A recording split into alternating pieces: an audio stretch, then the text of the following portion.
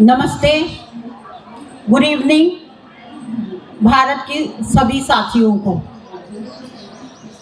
Today we came for a peaceful protest demanding to end violence in which unarmed civilians and citizens of the country are being killed by armed militants.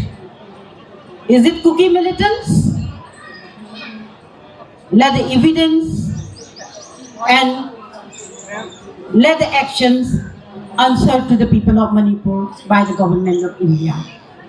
I want to ask the people present here, are the violence being perpetrated more to the unarmed civilians by cookie militants, by security forces, or which other forces? Is it cookie militants? Yes or no? That's what we are saying, because what is more important here, the country wants a lot of data, documentation and evidence. And all the data, documentation and evidence are going to the side.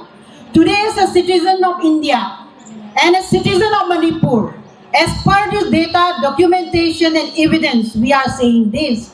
So why is it that these militants are allowed to perpetrate violence to unarmed civilians more and more, whenever they like, wherever they like, however they like? And if the government remains silent on this matter, will not the government be questioned as, are you partner in the crime? Will I be arrested for asking this question? Because a conscious citizen, a morally high citizen, makes the society develop to a higher level. If something is going wrong, if things are not working out as should be, then where has the thing gone wrong and why it has gone wrong? Do not the citizens of India have the right to question? And do the people, the common Manipuri people who are affected as the collateral damage in all these crises or engineered conflict, as we say, should not be questioned this. And today, while coming here in Jantar Mantar, the only place where common people could voice up their issues, as a woman, as a mother, and as a hurt, grieved, bereaved, shocked, asking to you, in a peaceful night, when a mother who is holding her 5-month-old baby and a 5-year-old son being snatched away brutally by firing the bomb by these armed militants, what will you feel? Those mothers, those women who have gone through birth pains, they know the pain. And as Malika says, when children die in war and conflict, what is the loudest voice that is heard by the people? That is the lowest, the silent cry of the mother. When this Tronglawi incident in Moirang happened, yesterday we saw the video of the mother saying, when the coffin was laid to the ground to rest in peace with God, what did the mother say? The mother said, "Amukhan Uraroy, I will never see you again." So, for no fault of us, we know that that is not in our hands, neither birth is in our hands, but to die like this, to snatch away like this, what are we as a government? When you know that things can happen, how things will happen, why this has not been checked? And this has not only been the Trolawi incident. The 2 children died, the mother is left like abandoned. How she must have felt. But in another form of violence, this has been continuing at whenever the militants they like. How about the women farmer who was killed in 2025 when she was tilling her field, because without food nobody can graze. And what do the farmers give to the people? If the farmers do not farm, we will be able to eat any food? No. She was doing her responsibility, she was carrying out her duty. And while carrying out her responsibility and duty as a farmer, she died by the bullets fired from the militants. Then what is the responsibility of the government? Government of India or government of Manipur? We all have to ask, because you are not doing your responsibility, or you are just abdicating, or you are looking away the other round for certain strategy. What is the strategy? What kind of movement you want to end in Manipur? What kind of conflict you want to end in Manipur? If you want to end insurgency in Manipur, like the way you said that you wanted to end Maoism, the Maoist movement in Chhattisgarh or in central or southern part of India, why you don't adopt an anti-insurgency strategy instead of conflicting or making the communities conflict with one another by using some kind of proxy people? And why is Kuki militant group or the Sioux group given so much importance by government of India? It was first signed in 2025 with Assam Rifles, and during that signing ceremony, more than 20 group people belonging to the Kuki Sioux group signed.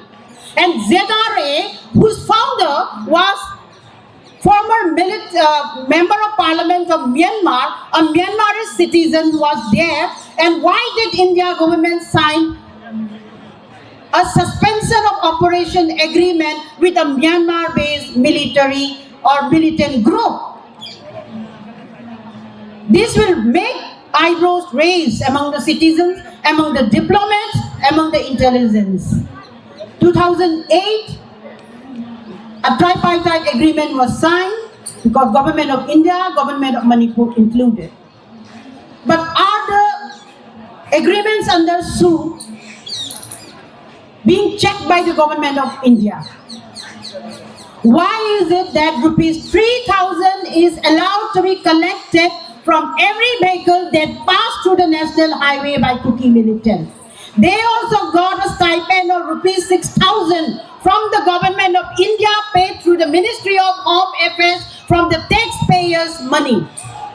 So will not the taxpayers of India question that you kept them in suspension of operation, but you allow them to continue the violence, the sophisticated weapons that they are being carried, where are they coming from? Why they are not checked by the government of India?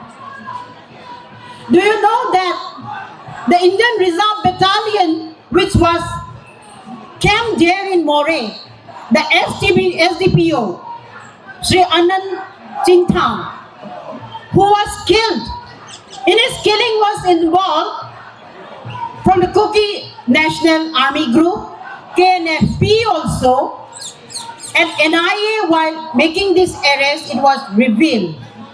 So when Sioux militants who are under a tripartite agreement with the government are involved in the violence, why are you then not controlling, or why are you keeping the Sioux agreement then? For what purpose? What is the strategy? Who is the agency that is guiding, that is giving the advice that Sioux militants should be kept and should be used for different strategy in Manipur? For what gain? But a more important question now is, many other insurgent groups or who rise for a revolutionary movement because of not being happy with the conditions that have prevailed in Manipur after merger with India. All this need to be looked with analytical understanding, with logical understanding, that why this have happened. More than 50, 60 years have crossed, but then these movements are still alive. For what reason? Because if we are looking to end violence by violence, in a very sensitive area where there is a historical background. It will be like cutting the branch but not rooting out. The roots has to be examined. The things have to be checked in the roots. But we have not seen this so far. It is like in faraway Manipur, which is about 2,500 kilometers away from Delhi, as long as the bombs or the guns did not reach to a certain decibel, things are always looked away. So what we are now trying to say is that India government is saying Act East policy is coming. Manipur is the gateway to Southeast Asia. The trains will be coming. And what has that got to do with the violence that are being perpetrated? If this has any interlinkages, then why some kind of transparency, open level talk do not happen with different sections of the society, whatever movement or whatever insurgency is there in Manipur, then instead of 2 groups or 3 groups letting them fight each other. Because if security forces use means of insurgency, and if India government thinks that India will be questioned in the United Nations or any international forum or within its own country, if it allowed proxy people or proxy group to end certain movements and letting the violence to continue like this, it will also question the government itself. So this kind of stand taken by government will not fire back to the government of India. The love of the country by the people of Manipur now is itself being questioned by the government of India. And do you want the youths, the people, to have anti-national feelings? If this is so, then it is not a good venture, it is not a good adventure. Whatever the agency that intelligence is being given to the government of India, to the Ministry of Home Affairs, I don't think this is working in the right way.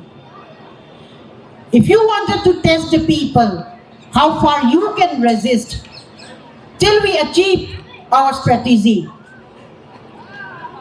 we will go on seeing. That means you are challenging the people. Do you challenge your own citizens?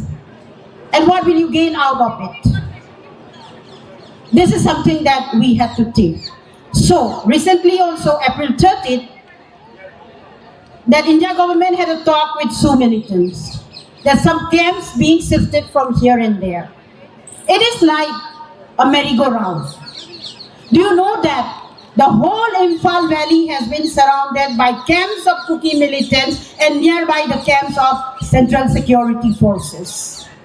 And what is this strategy meant to do? The people who are staying in the Imphal Valley are already like a group or a beings which is living like in a fish pond. Whenever you want to catch, you can catch. Whenever you want to move, you cannot move. Why certain section of the people are not allowed to move the highway? Red zone, safety zone, whatever zone. How far this will continue? Now that we are asking, why that these things did not end? I have heard of other speakers, our speakers who have come here today also. If it is mob violence, if it is a spontaneous riot, it ends in few hours or few days. Gujarat riot, I don't want to mention. Malegaon, Delhi, we have seen. But in Manipur, it is not. That means the people are asking,